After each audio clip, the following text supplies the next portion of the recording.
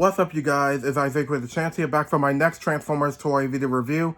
And today, we're going to be looking at the Transformers Studio Series Voyager Class Skywarp from Transformers the Movie. So for the package, you got this very cool open window that showcases Skywarp right inside.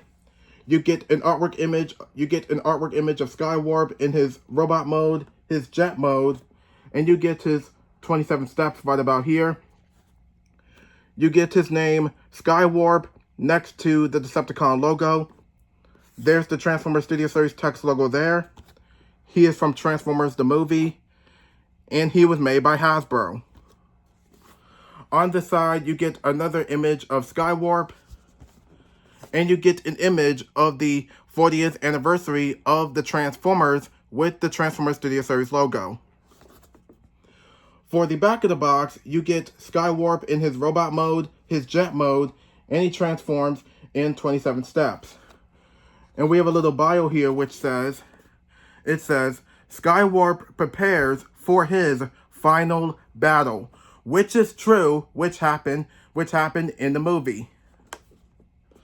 So for the package of Skywarp, that's about it. So let me get him out here and see how awesome and G1 animated accurate he actually is. So here's Skywarp open up and out his package and also in his jet mode. And this figure is a straight up retool of the Studio Series 86 Thundercracker figure, which we did had a few months ago. And now a few months later, we finally got Skywarp here. And now sometimes next month or in August, we will be getting Starscream, which I'm also really excited for as well. So as we take a look at the jet mode for Skywarp here, I think the jet mode looks a lot more promising to the G1 accuracy, and also the jet mode here looks pretty damn amazing. So as we take a look at the color scheme for the jet mode, he does have black, silver, and purple, and that's pretty much it. So what I really like about the color scheme for the jet mode. The color scheme here, it feels more solid, it feels more dense, and also it is well sculpted, and everything stays on perfectly well on each single angle of the jet mode. And what else I really like is the details. The details lined up perfectly well on the jet mode, on each single angle of the jet mode, and I think the details on here are also well sculpted as well. And he does have these two Decepticon symbols slapping and centered on each side of his wings. My only issue with the Decepticon symbols, you can't really see them that much.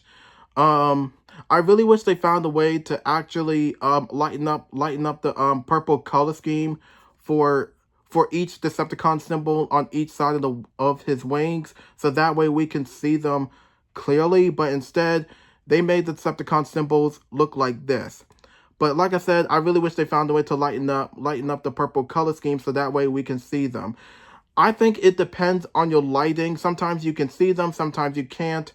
But I think that basically depends on your lighting. And he does have the clear plastic golden cockpit, which you can open and close. And he does have the landing gear, which you can rotate down or rotate back in inwards. So for the rest of the jet mode, I think the jet mode here looks well promising, and I think they've done a really good job of capturing the likeness of his jet mode from the G1 animated cartoon. So he does come with a few accessories, the same accessories from Thundercracker. He does come with this wing piece, and he also does come with this wing piece as well. And he comes with the back tail fins and also the back wings, which you can pop right off, or you can port it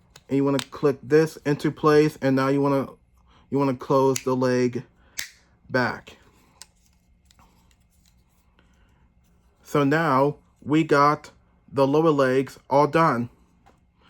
So to come up here to the upper body, what you want to do is you want to take this section here and this section here and just rotate it back a little bit, just like that. And you want to take this arm section here, rotate it out, do the same thing on the opposite side. You want to take the skirt piece, you want to take these two skirt pieces here, and you want to just rotate them down. And you want to come around here. Actually, you want to come up here, and you want to just rotate the nose cone all the way down, just like that. And you want to take this whole section here, and you want to just rotate it forward. And now you want to take the chest unit section here, and you want to just rotate it and extend it down, just like so. And this peg will slot in here, so you want to just slot that into place, just like that. You want to take this section here, do the same thing on the opposite side, make sure they're straightened out, and you want to just take all of this and you want to just click it into place, and you want to just click this back down right there into place. And last but definitely not least is you want to take this lower arm section. You want to just open it up, rotate the fist out, and now you want to just click that back into place. Do the same thing on the opposite side. Rotate the fist out, and you want to just close that back up.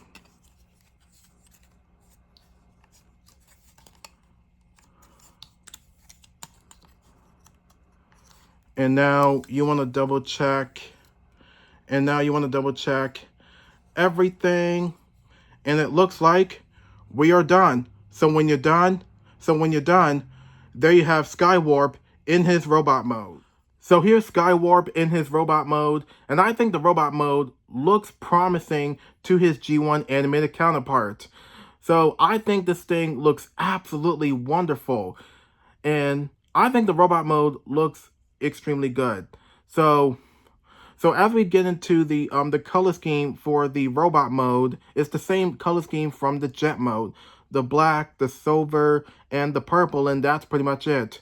What I really like about the color scheme for the robot mode on each single angle of the robot mode, the color scheme, it does feel more plastic-like, and it feels more solid, it feels more dense, and everything stays on perfectly well. And I also like the way that the color scheme really matches the likeness of what the color scheme on his robot mode looks like in the cartoon. And also the color scheme is also well sculpted on each single angle of the robot mode. I also do like some amazing, I do like most or some of the amazing details on each single angle of the robot mode. I think the details on here line up perfectly well, and there are some details that don't line up. They still look well sculpted. I think most of the details on the robot mode looks absolutely amazing. And yes, like I said about the Decepticon symbols on each side of the wings, I really wish they I'm gonna be honest, I think they could have not only lightened up the purple color scheme, I think they could have used like a lighter purple color scheme to so we can actually see the Decepticon symbols clearly, but instead they went with this direction instead. But like I said, it does depend on your lighting. It depends on your lighting for the it depends on your lighting of how you see the Decepticon symbols on each side of the wings. But like I said, I think the purple color scheme for the Decepticon symbols should have been seen. I mean, like I said, it depends on your lighting. But don't get me wrong. I think the Decepticon symbols look well done, but I just really wish we could see them clearly. We can see them clearly, but sometimes we can't. It kind of depends. And and also I like the fact that he does have the cockpit for the chest unit, which is well done and well accurate to the cartoon. It is clear plastic, unlike Thundercracker. I'm gonna be honest, I think they could have used some cell shading, but instead they use like the clear plastic. But I think the clear plastic doesn't bother me as much. But it would be nice if they used some cell shading though. And speaking of which, um, yeah, most of the sculpted components on each single angle for the robot mode looks well done. I also like the fact that the sculpted details do not feel lost at sometimes. I think you can actually see some amazing sculpted work that's actually been worked on for the robot mode on each single angle of the robot mode. And what I really like about the robot mode as well is these two sculpted triangle pieces on each side. This is actually way more accurate to the cartoon, which I really like as well. And the details on here also look well done, as well as the wings, the arms, the legs, the pec pieces, the chest unit, and also the lower legs. The thigh pieces and the feet are also well sculpted as well as the crotch piece and the waist joint, including the back of the robot mode is also well sculpted as well. So now, as we take a look at this badass G1 accurate head sculpt, the head sculpt looks amazing, and he does have a totally different face expression. For Thundercracker, he had the happy face or something, and for Skywarp here, he has like more like the stern. He has more like the serious face, like I just don't give a damn face right here. And I think the serious face on here works perfectly well. He does have the silver for the face, the red for the eyes, as well as the black color scheme for the helmet piece, and also not to mention he does have the light piping on the back of his head, which is a very nice touch. So yeah, there's nothing much to say about the robot mode except for one more thing. Now, except for one more thing, with these two wing pieces here on each side, it's very optional if you want to leave them on his lower legs, or you can leave them on the back of his wings. But for me, I would just actually just leave them off. So I'm gonna go ahead and just pop them right off. And there, he does have a clean look for the lower legs, which is way more accurate to the cartoon. I mean, it's optional if you want to put the wings on, like I said, if you want to put the wings on the back, that's up to you. Or you can actually leave the little wings on the lower legs. If you do have this figure or Thundercracker, it's literally up to you. But for me, I would just rather just leave the wings off. Just to keep the robot mode extremely clean and a lot more accurate to the cartoon. So I guess that's pretty much all I can say for that for the robot mode. So for articulation, his head is a little bit on a ball joint. He can't look up, but he can look up a little bit.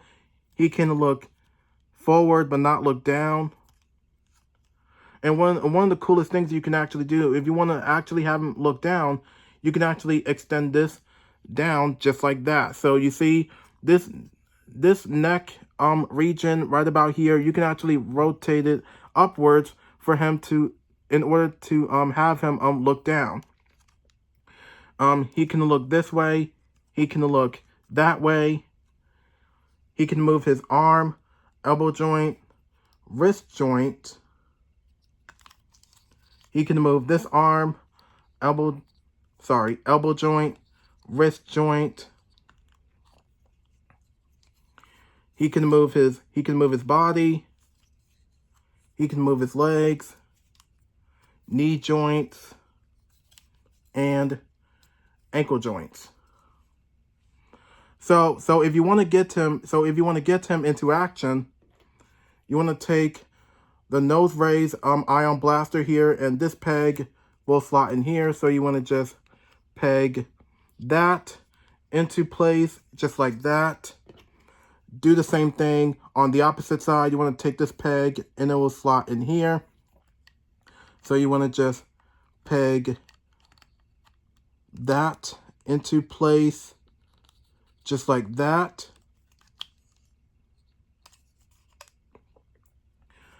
So now he's ready for action.